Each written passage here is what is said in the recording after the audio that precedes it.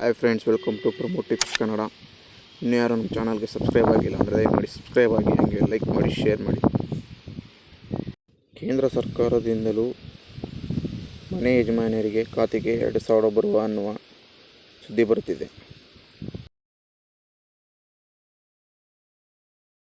ಕೇಂದ್ರ ಸರ್ಕಾರದ ಸಚಿವರಾದಂತಹ ನಿರ್ಮಲಾ ಸೀತಾರಾಮನ್ ಅವರು ಫೆಬ್ರವರಿ 1ನೇ ತಾರೀಕು 2025 ಬಜೆಟನ್ನು ಮಂಡಿಸಲಿದ್ದಾರೆ. ಅದು ಬಡವರ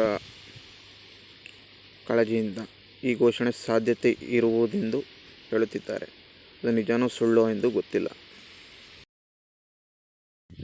ಈಗಾಗಲೇ ಕರ್ನಾಟಕ ಸರ್ಕಾರವು 5 ಗ್ಯಾರಂಟಿಗಳಾದಂತಹ ಶಕ್ತಿ ಯೋಜನೆ, ಗೃಹಲಕ್ಷ್ಮಿ ಮುಂತಾದ ಕಾರ್ಯಕ್ರಮಗಳನ್ನು ನೋಡಿ ಯಶಸ್ವಿಯಾಗಿದೆ. ಅದೇ ರೀತಿ ಬಡವರಿಗೆ ಸಹಾಯವಾಗುವಂತಹ ಕೇಂದ್ರ ಸರ್ಕಾರವು ಫೆಬ್ರವರಿ ಬರುವಂತಹ ಬಜೆಟಲ್ಲಿ ಘೋಷಣೆ ಸಾಧ್ಯತೆ ಇದೆ ಎಂದು ಹೇಳಲಾಗಿದೆ.